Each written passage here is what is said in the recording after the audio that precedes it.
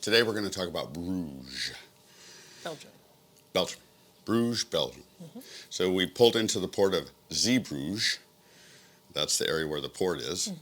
And then we decided to take an excursion into Bruges, and it was a walking tour that we did in Bruges.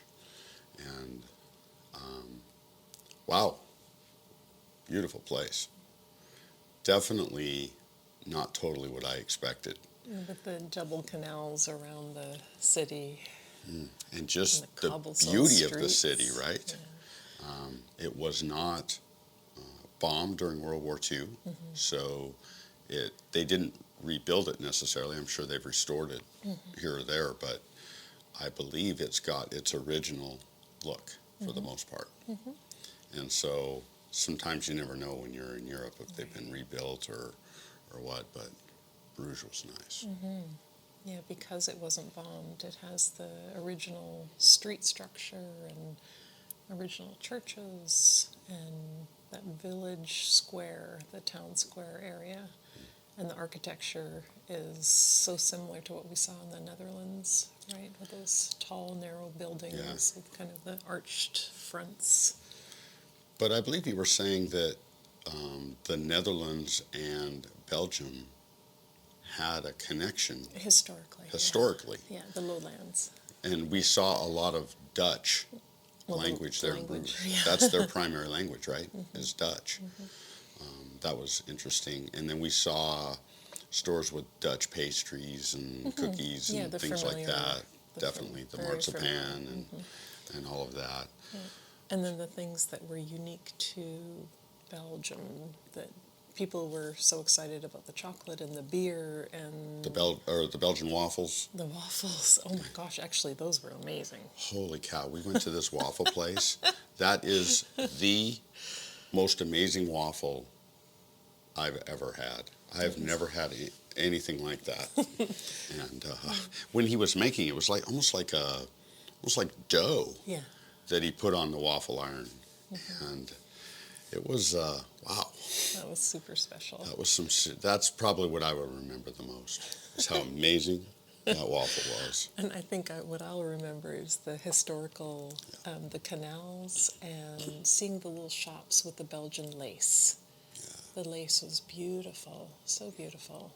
Yeah. So when our excursion got there, we got off in this park just on the outside.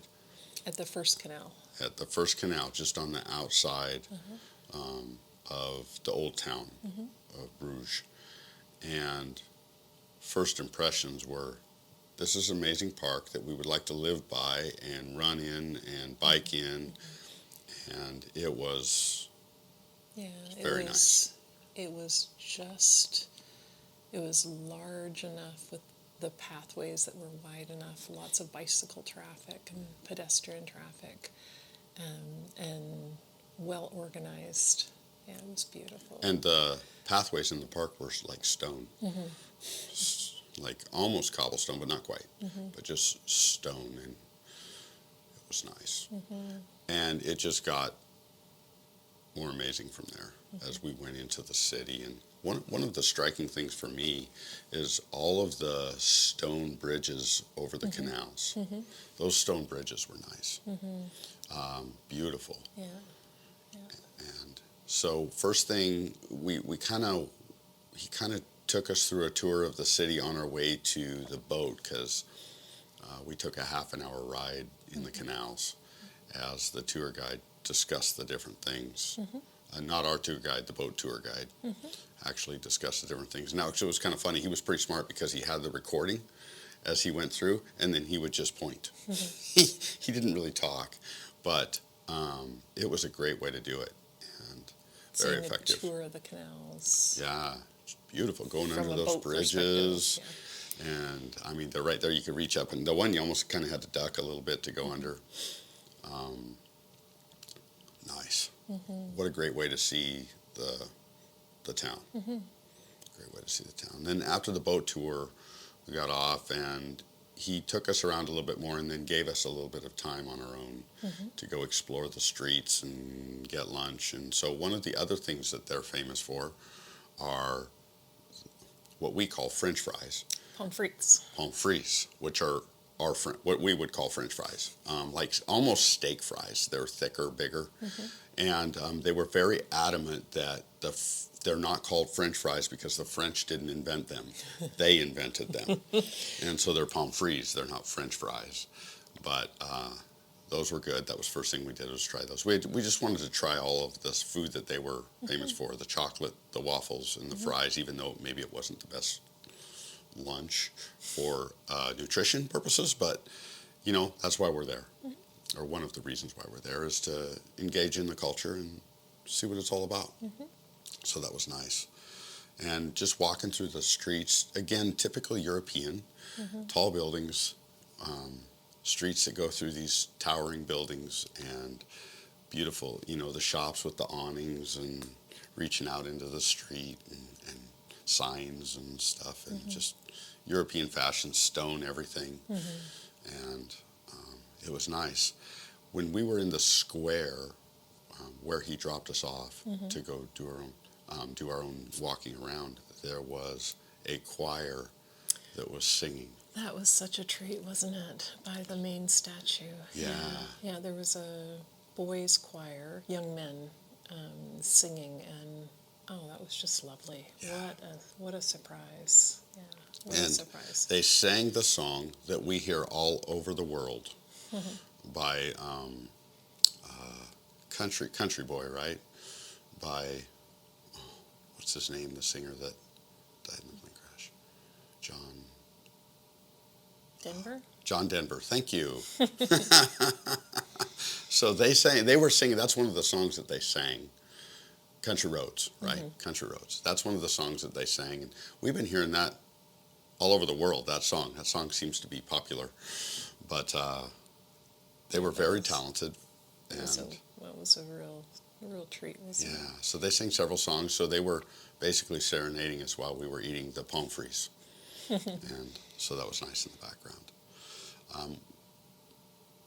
When we finished our walk around, we were to meet at basically the church area there, and there's several churches, but the Belfry, and we were back with a little bit of extra time, and so we decided to climb the tower, the Belfry Tower, which was 300 steps? 362. 362, but who's counting, right?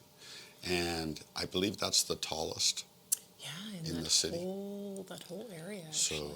So that was really interesting. We got up to the top, and we found out that in the late 1800s, they decided they needed to replace the bell because it cracked. And the new bell that they brought all the way up there was 9 tons.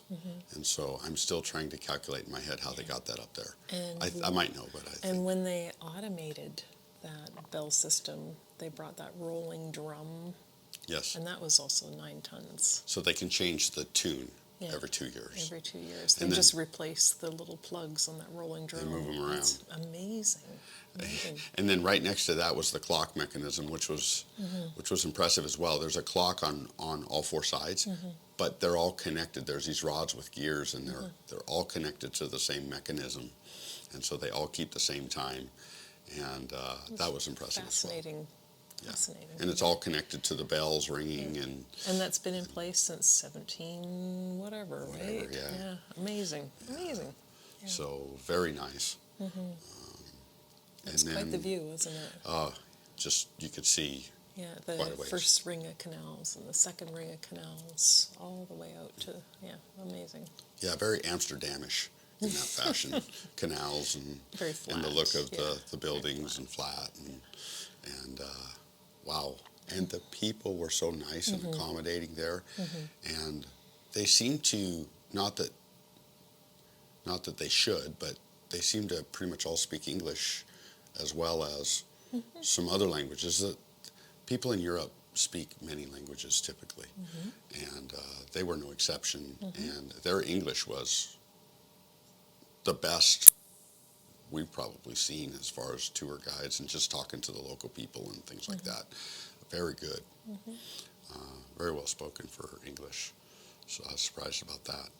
So, and once that was over, we kind of met up with our tour guide and our tour, and we jaunted back to the And as we were bus. leaving the city, he pointed out the Canada Bridge, and it was the point where the Canadian troops had come in and liberated the city. liberated the city. Yeah, and so there was quite the tribute. Yeah. That was really wonderful to see. Really wonderful to see. It's kind of neat all up and down that coast. We've seen that different places where the British troops liberated, or the American troops liberated, or the Canadian troops liberated, because those were the main countries that came in during Normandy. And just neat to see that the people still honor and appreciate that they were liberated. Yeah, they remember the heritage. Yeah. So I think the Germans were somewhat brutal, but they appreciated their liberation for sure. So, yeah. That was a wonderful tour. Bruges was nice. Bruges was nice. So, out of all the places that we visited, what was your favorite? Different places for different reasons. Yeah. But I think, as you said earlier, the tour seemed to get... It's not like you saw the amazing stuff up front and then it tapered off. It finished strong with Mont Saint-Michel and Bruges. Both of those places. Yeah. Amazing. Yeah, it was wonderful to hear the Dutch language and to see the Belgian lace and a lot of the things that I was familiar with. Yeah, it was beautiful. Yeah, Bruges was very nice. Yes, it was. We enjoyed Bruges. Yes, we did. Belgium was impressive. Yeah, it exceeded my expectations, that's for sure. Oh, definitely, definitely. So, yeah, awesome. Thumbs up to Belgium.